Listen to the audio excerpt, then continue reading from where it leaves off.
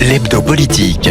Bonsoir et bienvenue dans l'hebdo politique, votre rendez-vous du dimanche soir sur Radio Sensation en association avec TV78 pour cet épisode 221, direction l'Assemblée nationale. Mon invité ce soir est le député Renaissance de l'Essonne, Alexis Izard.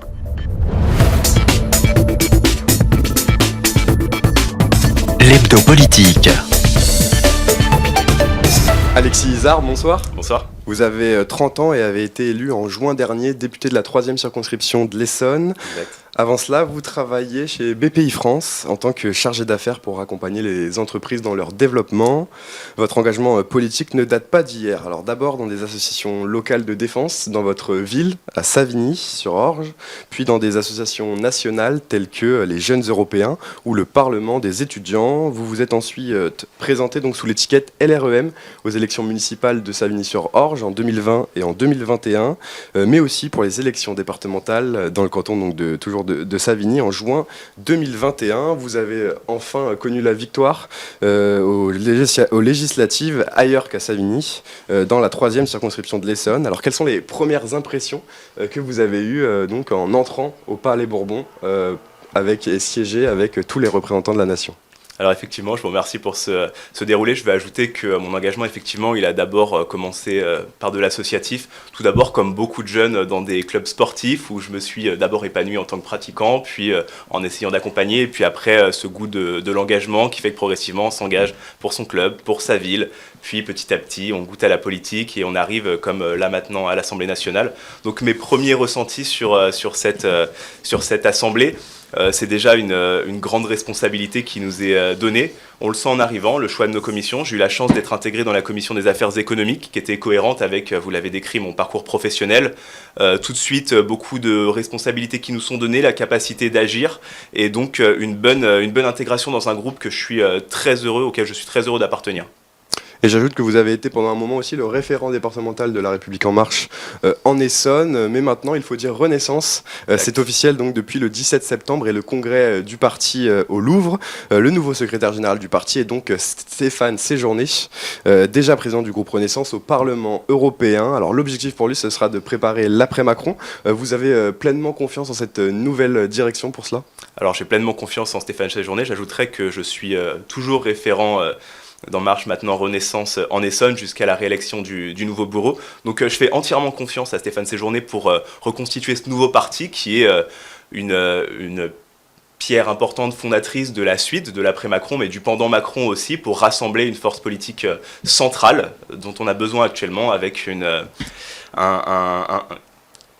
des extrêmes qui se développent énormément, que ce soit à droite comme à gauche. On a besoin d'un pôle central qui concentre des idées fortes. On parle beaucoup du plein emploi, de l'éducation, des thématiques sur lesquelles on a envie de se retrouver et d'avancer. Donc je lui fais extrêmement confiance et je fais aussi confiance à tous les militants qui sont présents, les référents, les militants qui sont présents sur le terrain et qui savent très bien travailler ensemble, qui le font déjà depuis 2017 et qui vont continuer à le faire jusqu'à la suite. Alors Stéphane Séjourné a déjà prévenu que la vocation du nouveau parti Renaissance, ce sera de présenter un candidat en 2027. Mais derrière, vos alliés du Modem et d'Horizon ont aussi leurs ambitions. Édouard Philippe a snobé le Conseil national de la refondation. Et François Bayrou a expliqué ne pas vouloir donc, de passage en force sur la réforme des retraites. Est-ce que la maison commune est déjà en train de s'effriter un petit peu ? Je vais vous le dire, opérationnellement, à l'Assemblée, sur le terrain, la maison commune, elle fonctionne très bien. Il ne faut pas être naïf, on est dans un monde politique, c'est normal qu'il y ait quelques tensions ou quelques discussions et qui apparaissent parfois de manière inopportune dans la presse. En tout cas, chacun travaille ensemble. Moi, je vais vous le dire, à l'Assemblée nationale, on travaille tous ensemble, que ce soit le Modem, Horizon, Territoire de Progrès, tous les partenaires et Renaissance. On travaille ensemble sur le terrain.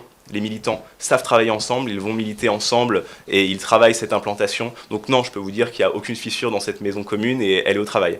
Alors sur les prochains travaux de l'Assemblée nationale justement, le projet de loi de finances va bientôt vous être soumis. Les oppositions ont déjà refusé de dialoguer à Bercy avec le ministre du Budget Gabriel Attal. Alors dans la majorité, les avis sont partagés. Éric Woerth, lui, plaide pour faire passer la réforme des retraites dans un amendement donc, du projet de loi de finances.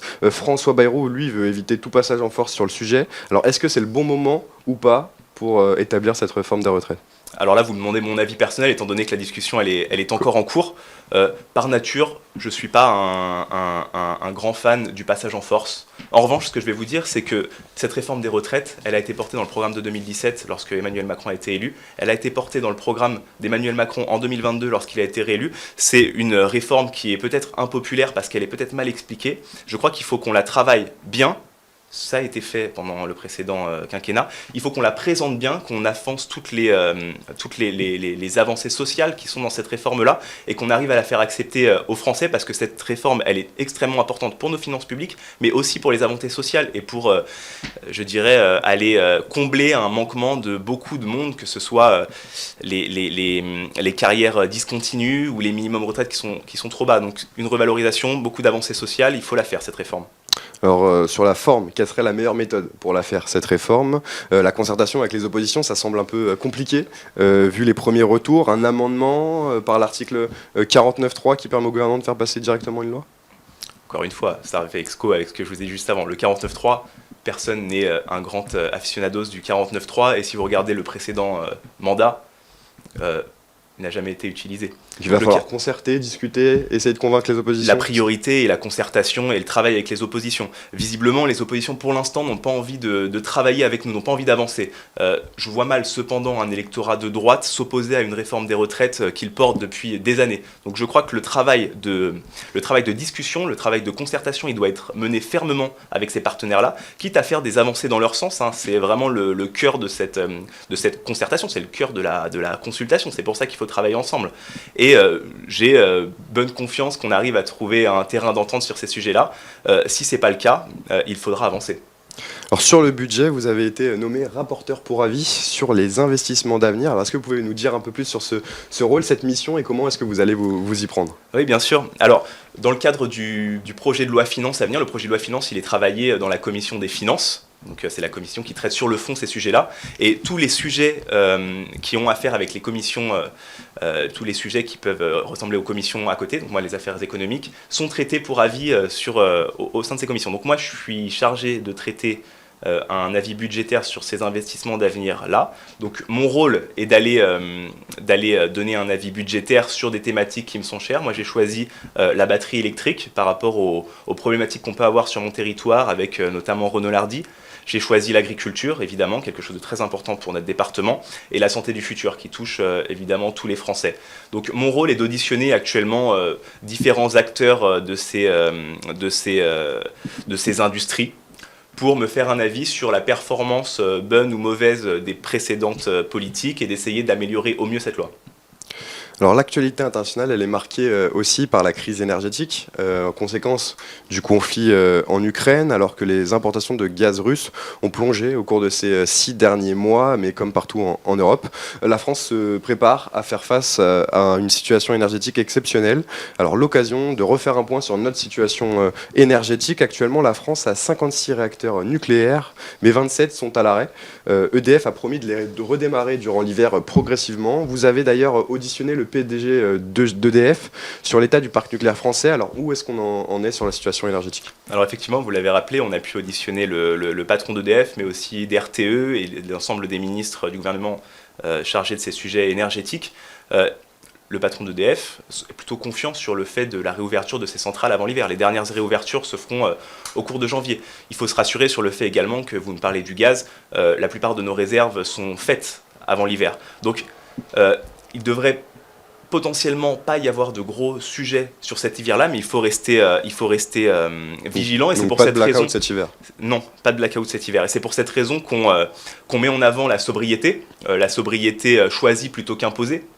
Plus c'est ce qui a été dit pendant la discussion, la sobriété choisie plutôt que la coupure imposée. Donc si chaque Français arrive à faire un effort, il y a eu déjà des essais dans certaines régions, si chaque Français, chaque entreprise, collectivité arrive à diminuer un petit peu le chauffage, à rénover ses bâtiments pour gagner en sobriété de 10%, ça nous permettra de passer l'hiver amplement. Est-ce qu'avec le recul, vous regrettez la décision qui a été prise en 2018, notamment de fermer la centrale de Fessenheim par la majorité? Emmanuel Macron avait à l'époque également annoncé la fermeture progressive de 14 réacteurs nucléaires d'ici à 2035, dont 4 d'ici à 2030. Donc finalement, ce ne sera pas le cas. Est-ce que vous regrettez cette décision? Écoutez, mon rôle n'est pas de regretter une décision qui a été prise alors que je n'exerçais aucune fonction. Ce qui est sûr, c'est qu'aujourd'hui, on va investir plus d'1 milliard d'euros pour créer des SMR, des réacteurs de petite capacité. Donc on investit massivement dans le nucléaire, on le développe, on maintient notre indépendance, on maintient en contrôle notre indépendance énergétique et je pense que c'est ce qui compte. Alors à l'époque, on disait que le nucléaire, c'était très critiqué sur les questions environnementales. Aujourd'hui, c'est tout le contraire, donc on part limite dans l'autre sens. On évoque la construction de 6 à 14 nouveaux réacteurs nucléaires. De nouvelle génération. En dépit donc des critiques environnementales, il faut travailler en ce sens. C'est Moi, je pense qu'il faut la bonne chose à faire. Il ne faut pas être naïf sur le sujet du nucléaire. Le nucléaire, c'est la problématique, c'est les déchets, c'est l'entretien de celles-ci. Il ne faut pas être naïf dans le sens où ce n'est pas une énergie parfaite. Mais actuellement, dans ce qu'on est capable de créer, dans ce qu'on est capable de faire, c'est la plus parfaite. Donc, il faut s'en servir pour axer notre transition énergétique. Il s'avère qu'on a besoin d'énergie. Ça fait de nombreuses années qu'on essaye de compenser le nucléaire avec un peu plus d'énergie renouvelable. Aujourd'hui, il faut additionner l'énergie renouvelable au nucléaire dont on dispose. Parce qu'on a un besoin de souveraineté. Les guerres en Europe, on ne s'imaginait pas qu'elles pourraient revenir. Aujourd'hui, elles font face. On est obligé de faire face à ça, à ces problématiques-là. Donc, il ne faut pas être naïf. Une énergie qu'il faudra à terme peut-être réussir à combler avec quelque chose de plus sûr, mais actuellement, et Jean-Marc Jancovici le rappelait assez clairement lors d'une émission télévisée, un problème pour un problème de réacteur nucléaire, c'est ce qui s'est passé à Fukushima. C'est une grosse explosion et c'est la centrale qui pète. C'est pas Tchernobyl. Donc il ne faut pas non plus avoir des craintes qui soient irrationnelles, mais il ne faut pas non plus y aller avec une certaine candeur sans penser aux conséquences. Mais c'est important aussi pour notre indépendance énergétique. Totalement. Sur la question environnementale, cette semaine, Elisabeth Borne a présenté un nouveau plan vélo, donc 250 millions pour l'année 2023. C'est la moitié de ce qui avait été mis sur les 5 dernières années au total. 500 millions sur l'ensemble du dernier quinquennat. L'objectif est de favoriser la pratique de la bicyclette, notamment avec la construction de pistes cyclables dans des zones périurbaines ou rurales, des zones qui ressemblent à votre circonscription d'ailleurs. Que pensez-vous de ce nouveau plan vélo ? Moi, je m'en félicite, c'est une très bonne chose pour 2 points. Tout d'abord, continuer à construire des infrastructures pour le vélo, qu'on puisse pratiquer le maximum possible, le plus en sécurité possible. Donc ça, c'est une super nouvelle. Et aussi sur la filière de construction de vélos, qu'on arrive à construire en France des vélos, ce qui n'est pas le cas aujourd'hui. Donc c'est un super plan qui est mis en place. Je suis très content qu'on accélère. C'est pas nouveau. On en est au 3e ou 4e plan vélo. Donc c'est pas nouveau. On continue cette ambition-là et c'est super que ça continue. Mais le budget, en tout cas, est augmenté. Bien sûr. Sur la construction d'une filière donc, de vélos made in France, c'est bon pour les emplois aussi Évidemment, on a une excellence dans le vélo français, donc il faut y aller et il faut continuer. Enfin, la construction de parkings à vélo sera aussi financée par ce plan dans l'optique des JO 2024. Alors, est-ce que l'objectif, c'est de ressembler à Amsterdam ? Je ne sais pas si l'objectif, c'est de ressembler à Amsterdam. Je pense que l'objectif, c'est de ressembler à Paris et de pouvoir maximiser, pousser le français le plus possible à utiliser des moyens de locomotion qui soient décarbonés. Alors nous sommes toujours avec Alexis Izard, député Renaissance de la 3e circonscription de l'Essonne, et on va passer maintenant à des sujets plus locaux. L'hebdo politique.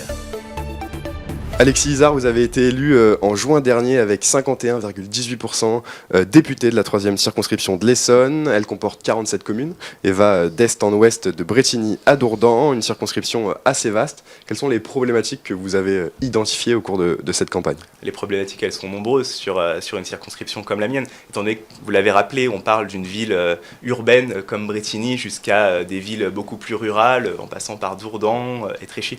Donc, c'est une circonscription qui est très représentative de la France avec tous ses problèmes.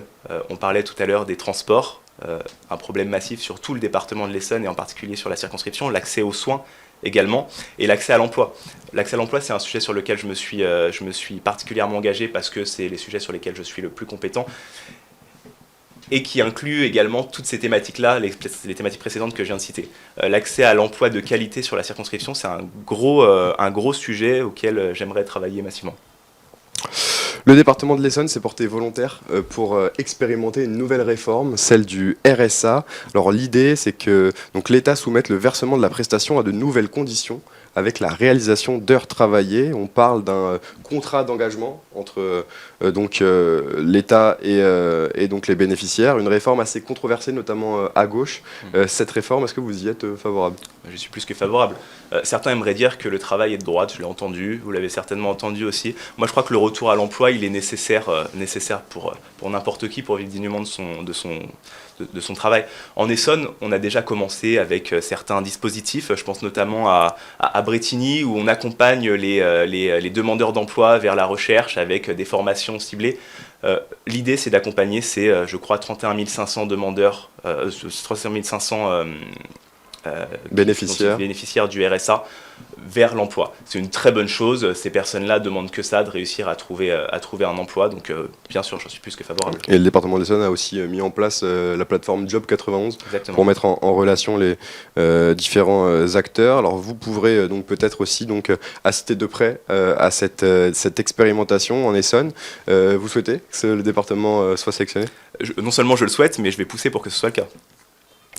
On verra donc ça. Le département de l'Essonne a également fait parler de lui la semaine dernière en lançant un appel d'offres auprès des chasseurs, alors pour réguler la faune sauvage sur ces espaces naturels. Ça a provoqué la colère de l'opposition départementale de gauche. Le contrat représente 200 000 € max sur 4 ans. Alors est-ce que vous trouvez ça normal, alors que généralement c'est plutôt les chasseurs qui payent pour pouvoir chasser ? Normalement ils payent entre 100 à 150 € par jour en moyenne en Essonne. Est-ce que c'est normal ? Non, c'est la première fois que ça arrive. Est-ce que c'est justifié ? Oui. Le sujet est que, on parle principalement de sangliers qui détériorent les champs des agriculteurs. Donc il y avait une problématique, il fallait trouver une réponse. Le conseil départemental, que je ne défends pas mais que j'incrimine pas non plus, a décidé que la meilleure solution pour aider ces agriculteurs-là, c'était de souscrire à un contrat avec des chasseurs, avec une société privée, pour prélever cette espèce. Donc je crois que c'est une solution d'urgence qui a été prise et qui est nécessaire pour les habitants. Donc le RERC maintenant, à présent, un sujet un RER que vous connaissez bien puisque vous avez prise à de nombreuses reprises à l'époque entre Savigny et Paris, à l'époque où vous travaillez donc depuis, pas encore. Je continue à le prendre, je vous assure. Vous continuez toujours à le prendre, justement. Donc le RERC, 19 trains supprimés en ce mois de septembre. Ça pose de nombreux problèmes à de nombreux utilisateurs.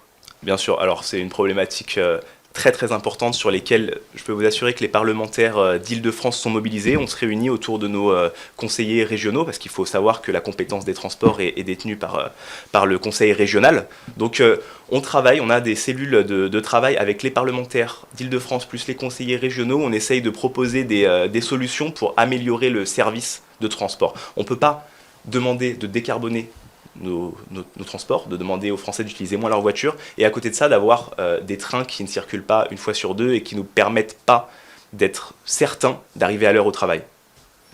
Pour finir, parlons des problèmes d'affectation que connaissent certains lycéens essonniens. Alors pour le moment, près de 900 élèves n'ont reçu aucune affectation adaptée à leur cursus dans leur secteur de scolarité, faute de place. Donc la majorité se situe à Corbeil-Essonnes, mais à Dourdan aussi, dans votre circonscription, il y a eu des problèmes, notamment au lycée Tesla. Alors est-ce que cette situation est acceptable en 2022 ? Elle n'est pas acceptable. Cette situation, elle est en cours des résolutions, mais ce sur quoi il faut s'interroger, c'est des rentrées suivantes. Est-ce que nos lycées sont assez grands ? Est-ce que nos collèges sont assez grands ? En l'occurrence, la solution qui était donnée, c'est toutes les affectations qui ne sont pas faites.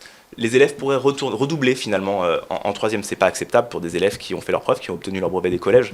Donc il y a une vraie question, mais c'est une vraie question politique pour le coup, de savoir est-ce qu'il faut construire plus de lycées pour ces demandes-là, sachant qu'on est à un pic du nombre d'étudiants qui arrivent dans ces lycées-là. Donc il ne faut pas prendre des décisions qui soient hâtives sur des constructions qui ne serviraient plus à rien une fois le pic passé, mais il faut trouver des solutions rapides pour qu'on n'ait plus à revivre 900 élèves de 3e qui se retrouvent sans affectation.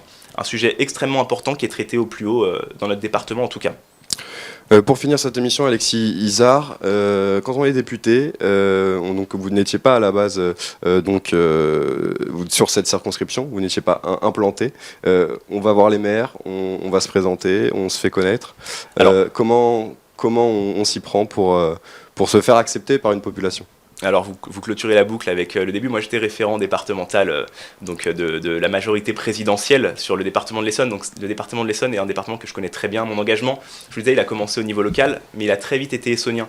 Donc je dois dire que l'ensemble du territoire, je le connais bien. Je me suis beaucoup intéressé au sud de l'Essonne sur les dernières années parce que j'ai fait le constat que politiquement, le nord de l'Essonne était toujours très représenté, le sud de l'Essonne était toujours délaissé. Donc, ce côté urbain contre ruralité, qui a toujours eu un impact important en Essonne. Et votre circonscription est un peu à la... Ma circonscription est à la frontière de ces deux mondes-là. Entre les deux, entre des grosses villes comme Bretigny, comme Dourdan, et des petits villages comme Corbreuse ou le Val-Saint-Germain par exemple. Exactement, ou Châtillonville. Donc effectivement, ce sujet-là, je l'avais déjà traité et je connaissais déjà très bien la circonscription. Effectivement, quand on devient élu parlementaire, le sujet, c'est d'être le plus proche possible de l'ensemble des élus et de l'ensemble des administrés. Donc c'est d'être présent sur le terrain dès que le temps nous le permet. Et je vous assure que c'est des journées qui commencent le lundi à 6h et qui finissent le lundi à 5h59. À la différence de certains députés comme parisiens notamment, votre circonscription, vous, c'est 47 communes.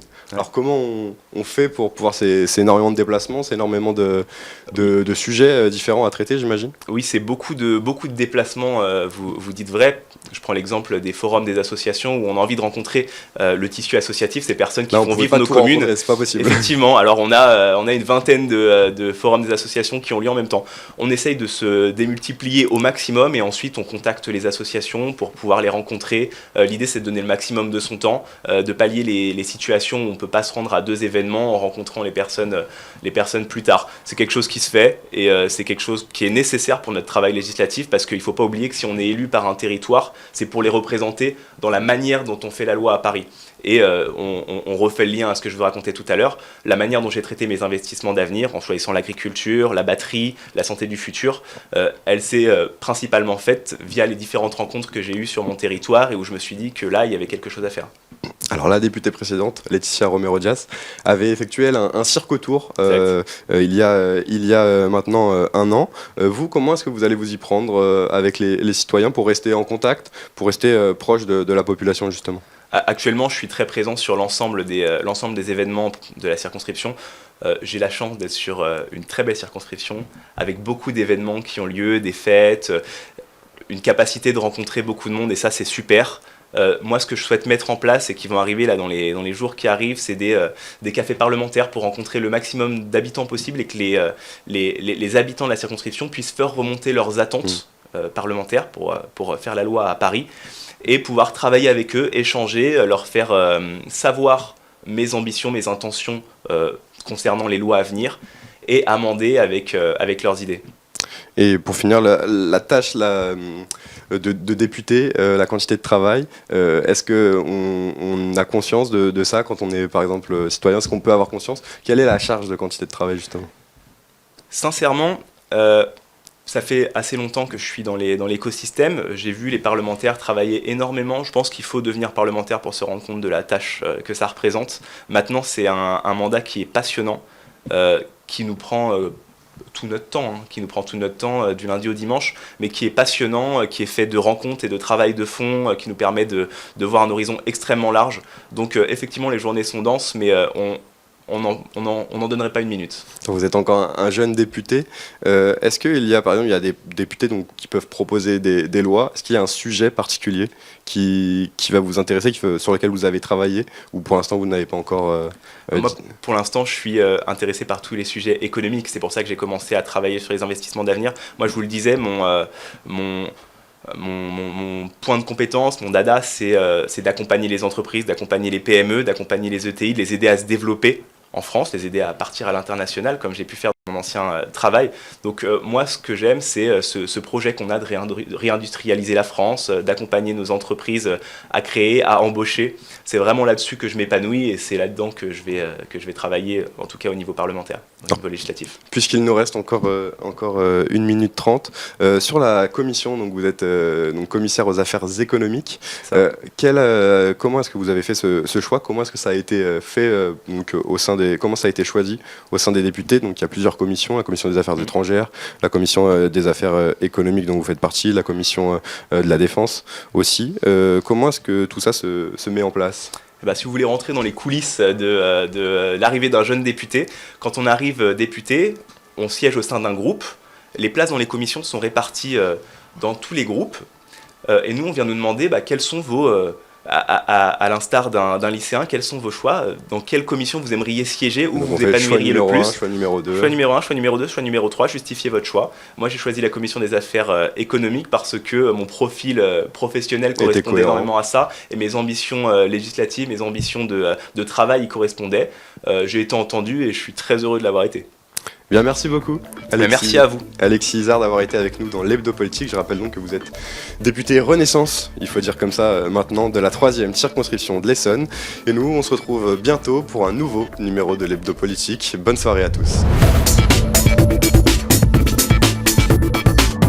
L'Hebdo Politique.